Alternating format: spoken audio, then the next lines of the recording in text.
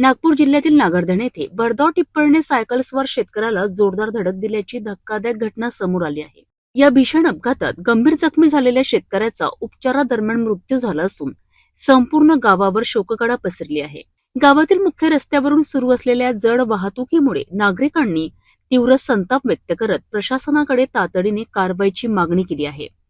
ही धक्कादायक घटना नागरधण गावातील मुख्य रस्त्यावर 8 मे रोजी सायंकाळी 5:30 वाजताच्या सुमारास घडली. मृतक शेतकऱ्याचे नाव दशरथ सीताराम नागरीकर असे असून त्यांचे वय अंदाजे 65 वर्षीय होते. ते शेती व्यवसाय करीत होते आणि माहितीनुसार दशरथ नागरीकर हे आपल्या सायकलने राजीवनगर टोलीच्या दिशेने गावातील एका खासगी दवाखान्यात जात होते. दरम्यान दुर्गा मंदिर चौकाजवळ किल्ल्याकडून भरधाव वेगाने येणाऱ्या टिप्पर क्रमांक MH31 FSC 4503 ने त्यांच्या सायकलला मागून जोरदार धडक दिली. या अपघातात ते गंभीर जखमी झालेत. घटनेनंतर परिसरातील नागरिकांनी तत्काळ मदतीकरिता धाव घेत त्यांच्या कुटुंबियांना माहिती दिली. यानंतर जखमी शेतकऱ्याला प्रथम रामटेक येथील खासगी रियान हॉस्पिटलमध्ये दाखल करण्यात आले.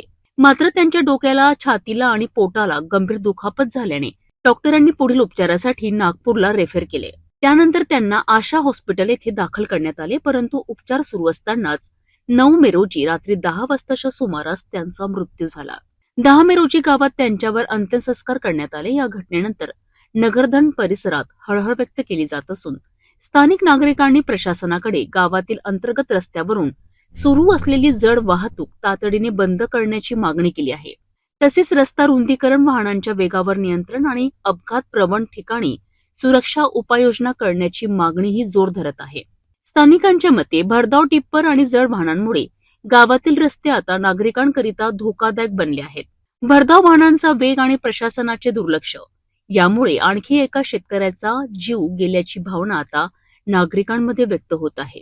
या अपघातानंतर तरी प्रशासन जागे होणार का? गावातील जड वाहतुकीवर नियंत्रण आणणार का? आणि नागरिकांच्या सुरक्षेसाठी ठोस उपाययोजना करणार का? याकडे आता संपूर्ण परिसराचे लक्ष लागले आहे.